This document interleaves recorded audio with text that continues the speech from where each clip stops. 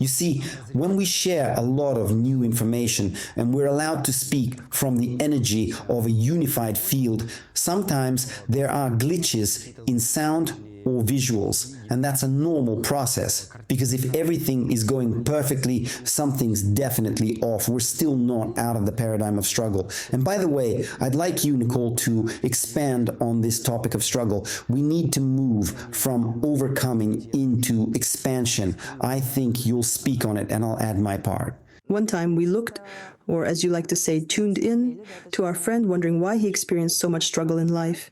He had already achieved a lot: success, fulfillment, wealth, but those struggles dragged him into a whole different pit, to the opposite extreme. Into a different reality. Yes, and when we were near him, thinking creatively within his field, speaking constructive thoughts and intentions, we gathered this concentrated energy of positive creation, and suddenly we could see all the processes through the lens of multiplication.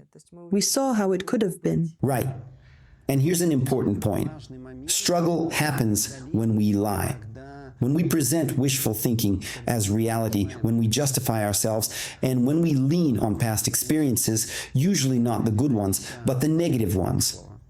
Times when we try to move into something new through deception, manipulation, or playing the victim.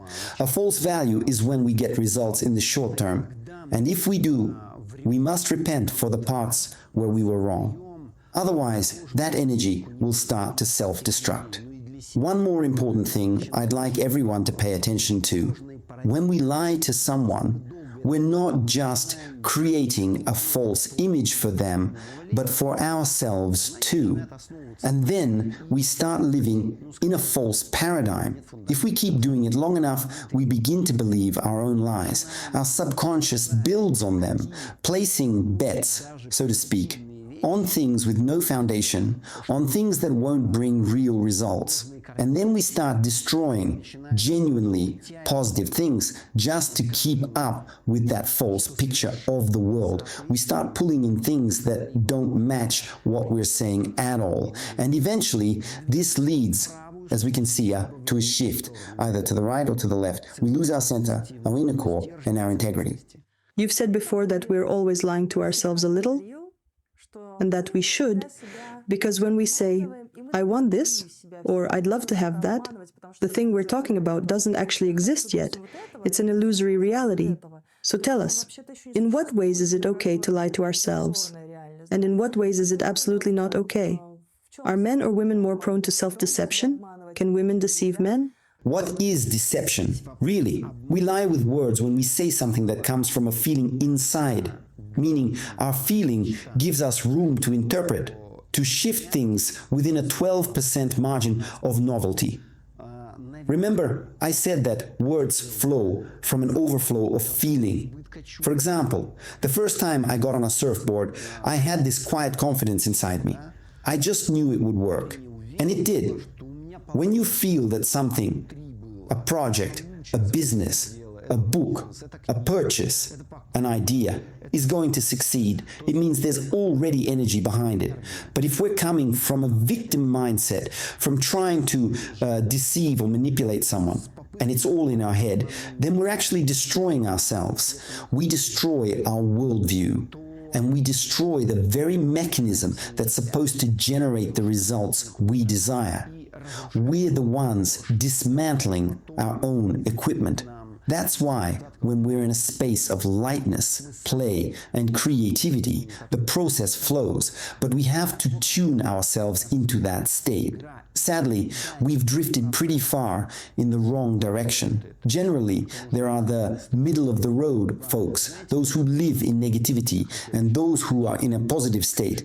And we can call them high-frequency people, those who live in love, kindness, and values that resonate with their inner core. The problem is this, and I'm just speaking symbolically, we might have 10 million average people, 5 million deeply negative people, and only a few who are high frequency. There's a massive imbalance, and vibrationally, we're meant to match the collective mass by about 12%. But with such a heavy tilt toward low frequency states, anyone who leaps too far into high frequency ends up completely disconnected from this reality. So in order for us to move forward together, you know the saying, we move at the speed we're able to move, and everyone with us moves in harmony. It's not entirely true, but it kind of is, because we can only move as fast as the world around us allows. So it's not just that everything around us is made up of dissociated versions of ourselves, it's also that we, within other people, are facets and reflections of them. And we absorb those fractals that resonate with other social conglomerates. How many mirrors of ourselves do we carry in this dissociation? Within another person, for example, is it also that 12%? It's 100% of the laws we're meant to work through. A full 100% of the specific law we're currently processing. The unstoppable force just hit the immovable object. Exactly. Meaning that person is working through a particular issue and is fully reflecting that one law or set of laws. Once they've fulfilled that function, someone else takes over as the mirror. Our task is to cultivate a network of laws within us, interconnected and evolving, all aligned with multiplication, with growth, with the ability to... Remember, I once said, the readiness to let go and the readiness to receive, the willingness to die and the willingness to stay alive while staying calm and well, highly sensitive and at peace with the unknown, even though our intention is set on love and evolution. So what happens in the moment? Nicole, I need your attention. I can't go on otherwise. I lose my thread. When I'm in the process of interacting with others, well, you asked a question, and I need to answer You're it. so attentive. I just glanced at a few questions for 1 second. That's it. I can't respond because I lose the feedback loop. I can't speak into a void. The channel shuts off immediately because I speak from the flow, not from memory or past knowledge. And that's why we won't get the effect we're supposed to if I don't have that connection. So it turns out that every person embodies a specific law 100%. Our task is to become multifaceted, to interweave those laws within us, so that when people come into our lives in a dissociated state, they carry multiple aspects of those laws too. And so they too can be creators. For example, when I examined my own individuality, I realized, quite surprisingly, that I have almost no reliance on the past. To Nicole and my close ones, it probably seems a bit odd, but it's actually a way of engaging with the world where you delete a text message the moment it's been read, and you return to a clean slate in every new interaction. And the most surprising thing, whenever I think about someone or interact with them, it happens automatically.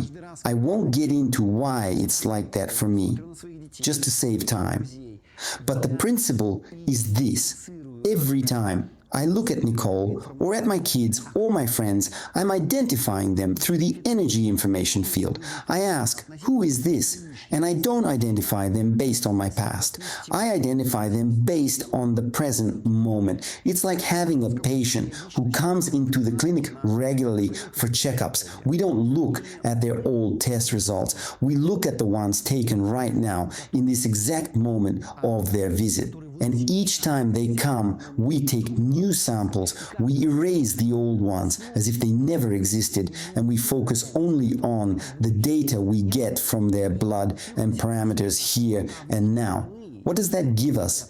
It allows for much faster transformation and change. That's one part of it. I interact with people not from the memory of the past, oh, that's Benny from 3rd grade, but from a place of, this is Benjamin. Who is he now? And what can we do through resonance so he multiplies, evolves, becomes more effective, improves his health, his actualization, reaches his full potential, and communicates with more ease? That's the space I operate from in my interactions with everyone. You're probably doing something similar. I'll finish explaining in a moment and tell you how it works.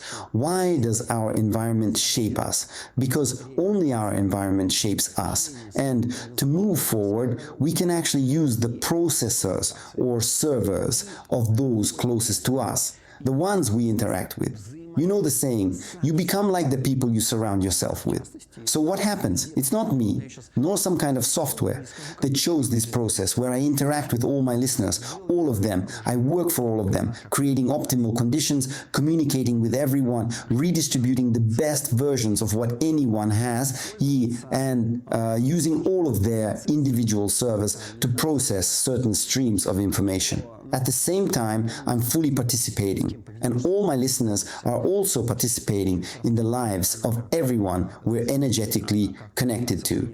So, if I want to transform, I'll still be evolving in tandem with everyone whose servers support me, just like I support theirs with mine. And on the one hand, I receive energetic support from Nicole. A woman is always like a power station, like grounding, like the matrix itself, like the state of love, possibility, agreement. That's her gift, her inner power. And the more honest a woman is with herself, the more she avoids victimhood, doesn't justify herself or lash out, and simply expresses love, the more the best software within a man or those around her will activate and function at its highest potential. And in that sense, my personal change is directly tied to you, and you're tied to me. And the more Nicole and I are in tune, in harmony with our worldview, interests, values, and internal programs, the more you either resonate or hit internal resistance if you weren't honest with yourself, or didn't allow yourself to experience certain processes with joy or pleasure. And here's something crucial for all of us, a kind of safety instruction I always emphasize. Stop doing things out of duty, guilt, pity, or dependence on others' opinions, or at least begin voicing your intention to stop. Every time we act, we should ask, are we doing this from fear or from love, from stability or from growth? Do we truly associate ourselves with this action or not? And we never regret what happened.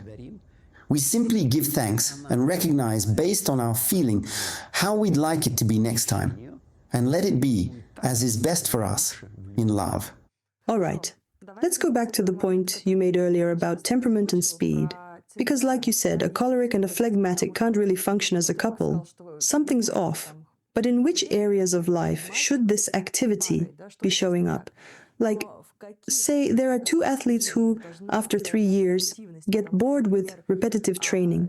Sure, they could explore new sports and remain active in that area, but they'd still need to evolve in other areas to form a sense of wholeness. On the flip side, you might have someone who lies on the couch all day criticizing the TV, very actively criticizing it. What we're talking about now is something slightly different. What you're describing, that's the dark side of it. Like they say, black, gray, white. Yeah, exactly. Out of the 10 million I mentioned earlier, 5 million are in the black zone, meaning they've taken on a convenient victim stance. Everyone owes them, doesn't matter who. And from that place, they act. Okay, let's come at it from another angle. I get it, but I'll still answer that question from my own position. I'm still going to finish while I have the chance, while I've got the mic. You might have a guy, say, a farmer, herding his goats, and then bam, he writes a bunch of novels with crazy, lightning-fast plot shifts and mental agility. From the outside, he's just standing there in a field, and then bam, he wins a Pulitzer. Meanwhile, his wife may have already given up on him, just waved him off. And I'm not talking about the real Pulitzer guy. I don't know their story. But maybe he just has a high processing speed mentally, even though he seems like a total phlegmatic. What matters most is whether both partners find each other interesting. And interesting means something gives you energy. You feel joy, pleasure, thrill, excitement, because your speeds match.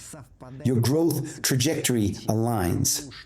It's so important to be with someone who is interesting to you, and that's directly tied to speed. And values. And values.